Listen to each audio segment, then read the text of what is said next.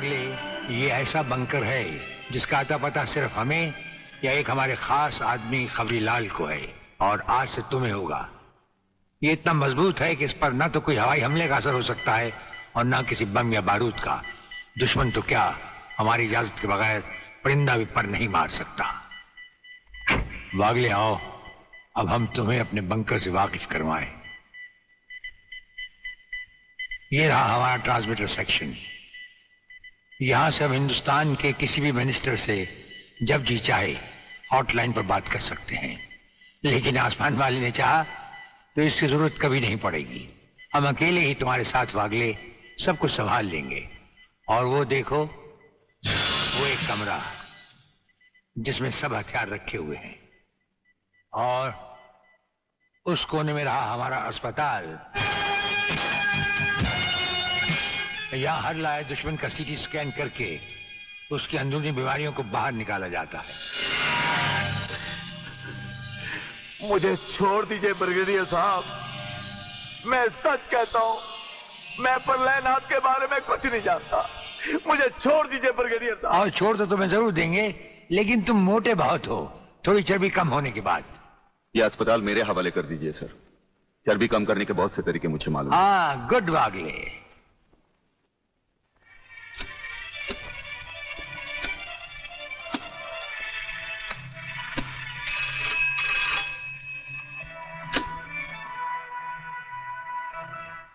नमस्कार सर, मैं खबरीलाल बोल रहा हूँ।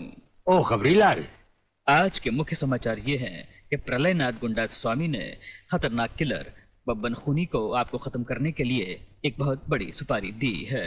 हमारे नाम की सुपारी खाने वाले को जिंदगी भर दांत चबाने पड़ेंगे। ये हमारे नाम की सुपारी खाने वाले चमगादड़ के खाने पीने का ढाबा कहाँ है खबरीलाल? शहर से 40 मील दूर काली पहाड़ी के पीछे उसका एक अपना बहुत बड़ा मैंगो फार्म है। आज के समाचार समाप्त हुए।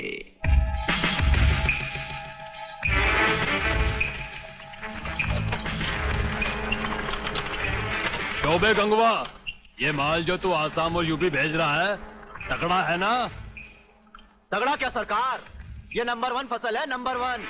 अरे 25 मीटर दूरी पर जाती हुई गाड़ी को ये ऐसे उड़ाता है।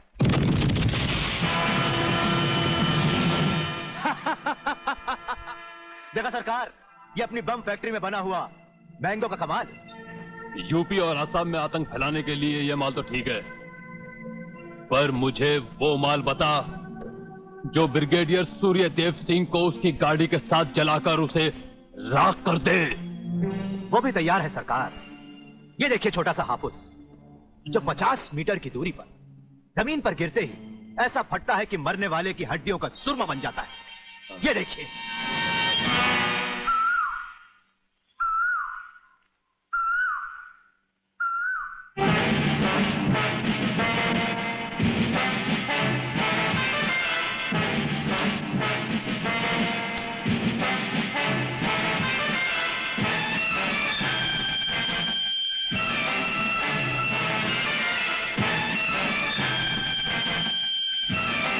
कौन हो तुम?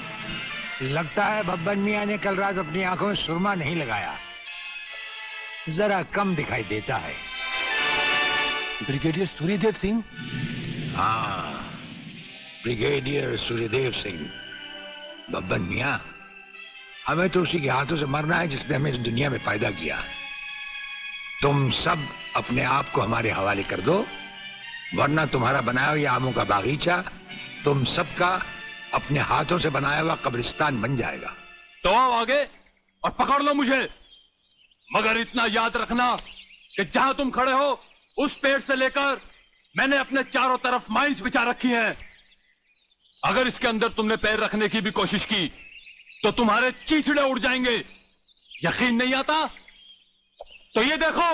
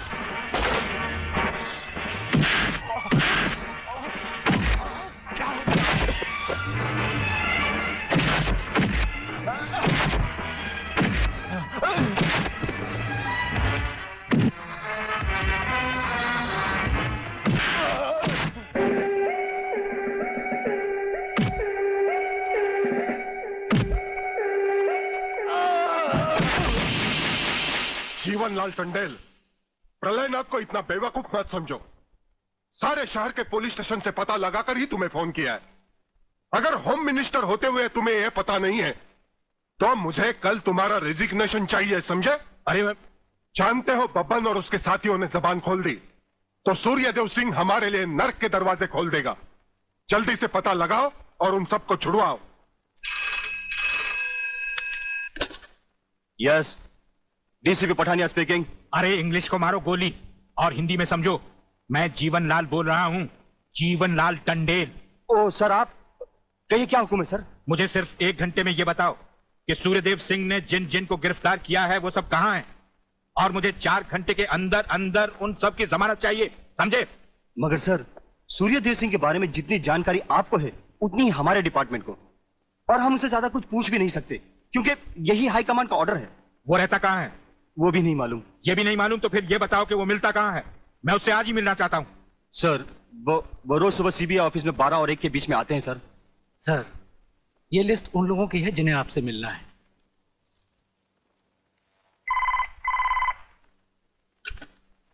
सर, मंत्री जी आपसे मिलना चाहते हैं। टंडेल का नाम है क्या इसमें? जी नहीं सर।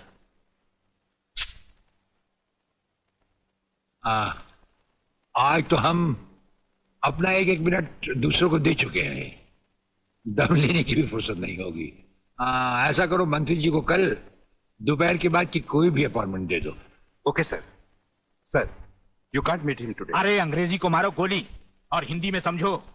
इस राज्य के मंत्री से मिलने के लिए उसके पास वक्त नहीं है।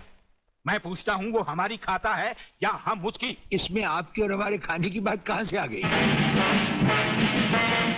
ओह, तो ये है ब्रिगेडियर।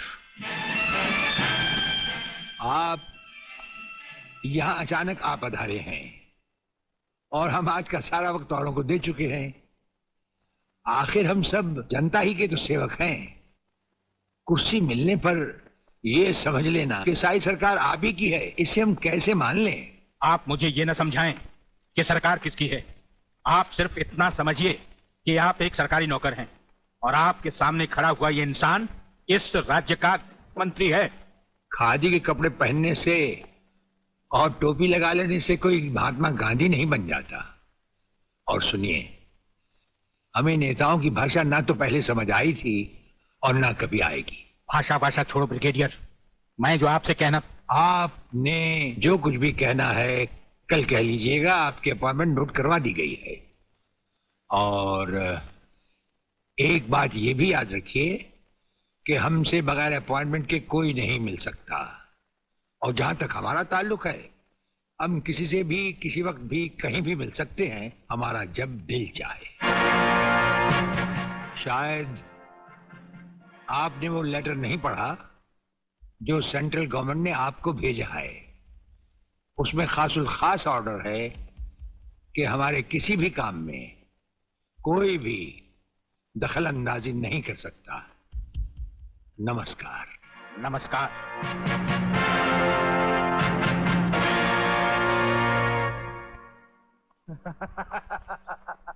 रियली? ओए, हाँ, गुड मॉर्निंग अंकल। अरे अंग्रेजी को मारो गोली और हिंदी में बात समझो। हिंदी में तुम ये बताओ तुम्हारे पिता कहाँ हैं? पिताजी, अंकल तो ऊपर बैठे हुए हैं, आप ही का इंतजार कर रहे हैं। राधा, तुम्हारे पिताजी बड़े उखड़े हुए लगते हैं। लगता है there is something wrong in the ministry। अरे रॉन्ग हो या राइट, यही समझना होता तो मैं भी तुम्हारी तरह खादी के कपड़े पहन लेता। अरे सरकारी लेटर से मुझे क्या लेना देना? देखो, तुम अभी से इतने ढीले पड़ जाओगे तो पूरी सरकार को भारतवर्ष से कैसे खत्म करोगे? वो सिर्फ एक मिलिट्री ऑफिसर है और हमें पूरी मिलिट्री फोर्स के साथ लड़ना है। भूल जाओ सारी बातें और फाड़ दो वो लेटर। देखो, उसका ट्रांसफर ना हो तो ना सही, उसकी बातें हमें पता न चले तो न सही, लेकिन उसकी मौत का बंदोबस्त तो मैं कर सकता हूं। प्रलयनाथ, वो मर गया तो ये नेता भी कुर्सी समेत जल गया, समझो। वो मरेगा भी और तुम कुर्सी के साथ जियोगे भी। आप किसकी बारी है जनरल साहब? ब्रिगेडियर सूर्यदेव सिंह की। मारे जाने वाले पुलिस के उन शहीदों की याद में ये ज्योत बनाई गई है जिन्होंने कानून की रक्षा करते हुए अपने प्राणों की आहुति दी। आज के इस समारोह के मुख्य अतिथि माननीय मंत्री श्री जीवनलाल टंडेल हैं।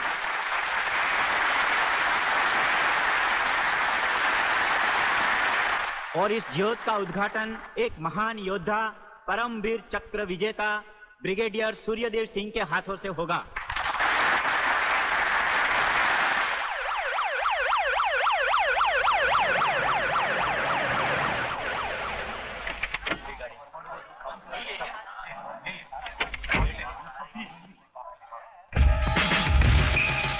Welcome welcome please.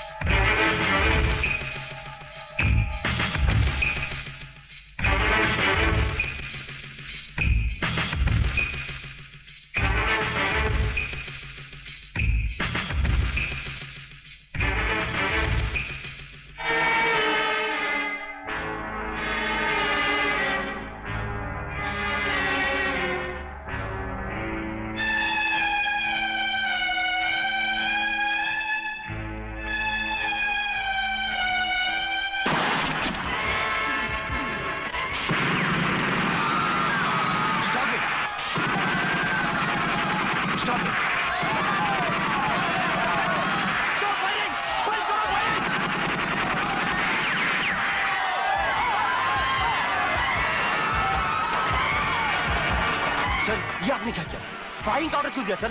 आपकी एक गलती से कितनी जाने गई, इसका जवाब कौन देगा ब्रिगेडियर साहब? मिस्टर तिवारी, इसका जवाब अब ब्रिगेडियर को ही देना होगा, और वो भी अदालत में।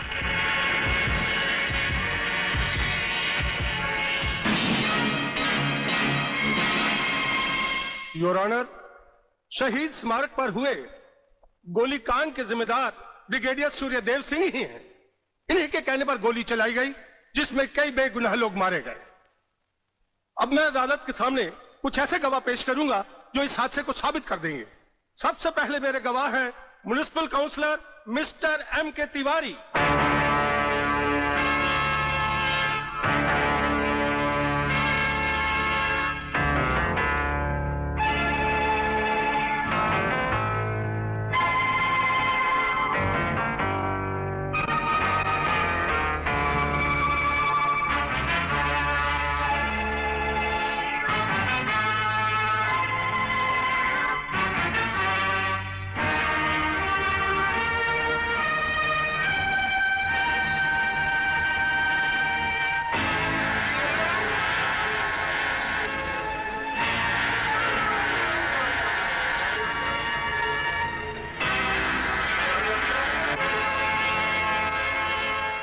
योर ऑनर, अब हमारा आखिरी एक ऐसा चश्मदीद गवाह है जिसकी सच्चाई पर कोई शक नहीं कर सकता, और वो है इंस्पेक्टर शिवाजीराव वागले।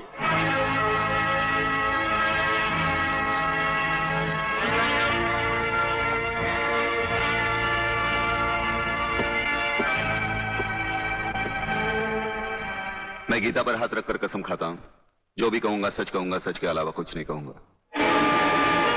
जज साहब, शहीद स्मारक पर जो भी कुछ हुआ मेरी आंखों के सामने हुआ।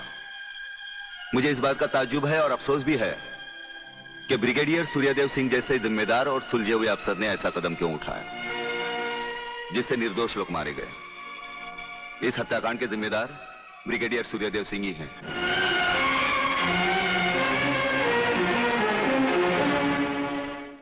ब्रिगेडियर सूर्यदेव सिंह, अदालत ने आपके खिलाफ सारे बयान सुने। आप अपनी सफाई में कुछ कहना चाहेंगे या आपका कोई वकील है? हम अपनी डिफेंस खुद करेंगे, सिर्फ आपकी इजाजत चाहिए। इजाजत है? आप गीता पर हाथ रखकर कसम खाइए, जो भी कहेंगे सच कहेंगे, सच के सिवा कुछ नहीं कहेंगे। जज साहब, क्या अदालत को यकीन है कि गीता और कुरान या बाइबल जैसे पवित्र ग्रंथों पर हाथ रखकर जो गवाहियां दी जाती हैं वो सच होती हैं? अगर इन कस्मों के बावजूद भी गवाह सच नहीं बोलता तो फिर अदालत में इन पवित्र ग्रंथों का अपमान किस लिए जज साहब?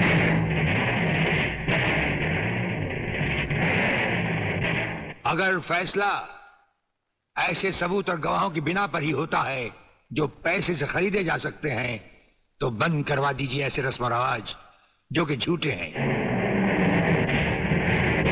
ये मुकद्दस ग्रंथ हमारे धर्म और ईमान का ताज है, हमारी जिंदगी की बुनियाद है।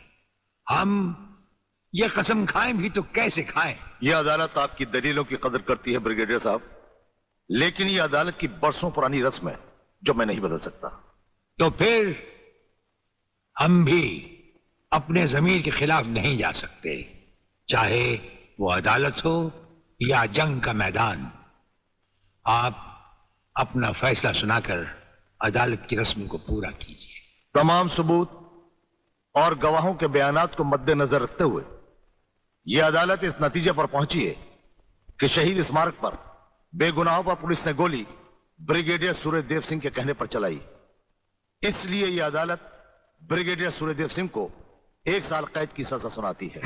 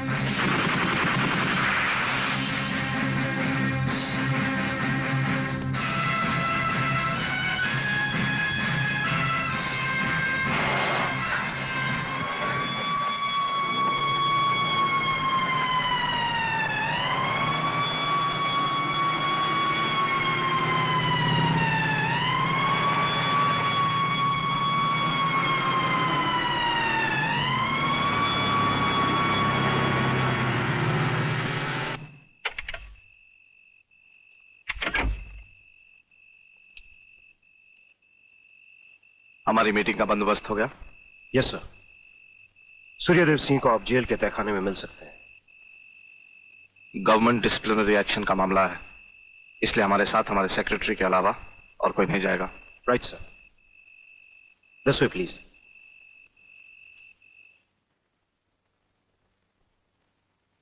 आप इधर उधर देखने की तकलीफ मत उठाइए मंत्री साहब, हम देख भी चुके हैं और सुन भी चुके हैं। यहाँ दीवारें तो हैं लेकिन इनके कान नहीं। आपका वागले से अलग हो जाना, वागले का भरी अदालत में आपके खिलाफ बयान देना, आपका गिरफ्तार होना भाई ये सब मेरी समझ में पूरी तरह से नहीं आया। इसलिए तो आपको हमने याद किया है। और जब कभी जरूरी समझा जाता है तो इंस्पेक्टर वागले इसी तरह भेस बदल कर हमसे मिलने यहाँ आते रहते।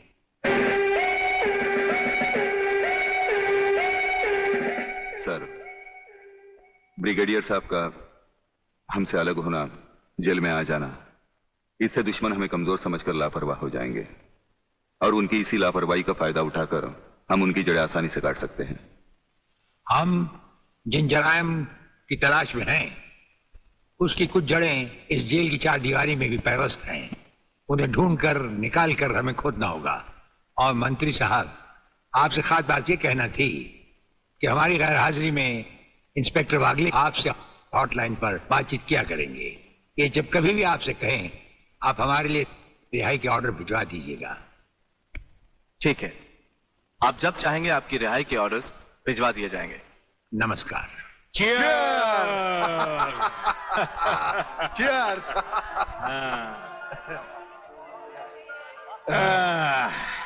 नया साल बहुत बहुत मुबारक हो प्रलयनाथ। नया साल तुम्हें मुबारक और सूर्यदेव सिंह का जेल जाना मुझे मुबारक। राधा बिटिया कहीं नजर नहीं आ रही? नजर तो तुम्हारा बेटा रसिकनाथ भी नहीं आ रहा। अरे भाई, इन नौजवान लोगों का हम बूढ़ों से क्या मतलब। मना रहे होंगे कहीं नया साल अपने जवान दोस्तों के साथ। प्लीज रसिक, ऐसा मत करो ना। अगर ऐसा नहीं करूंगा तो नए साल का सेलिब्रेशन अधूरा रह जाएगा मेरी जान। रसिक, तुम जानते हो मैं तुम्हारे बच्चे की माँ बनने वाली हूँ। माँ? यानी प्रेग्नेंट?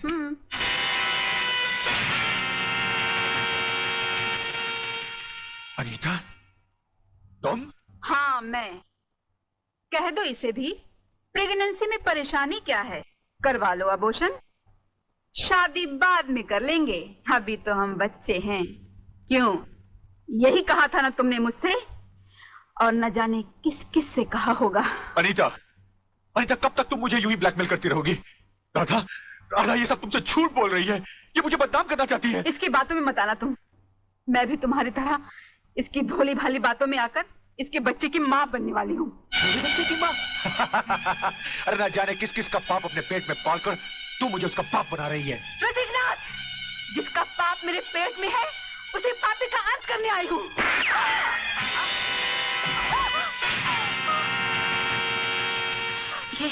ये तुमने क्या किया? रसिक, तुमने इसे मार डाला? तो और क्या करता? हजारों औरतें जबरदस्ती मेरे गले पड़ रही थी। आज मैंने तुम्हारी सही शक्ल देख ली है रसिकनाथ। अगर ये एक बाजारू औरत थी तो तुम भी एक बाजारू कुत्ते हो जो जगह जगह मुंह मारते फिरते हो। मैं आज तुम्हारा भांडा फोड़ कर रहूंगी। मैं अभी पुलिस को फोन करती हूँ। साली, ज्यादा समझदार बनने की कोशिश की तो तेरा भी यही आशा कर दूंगा, समझे?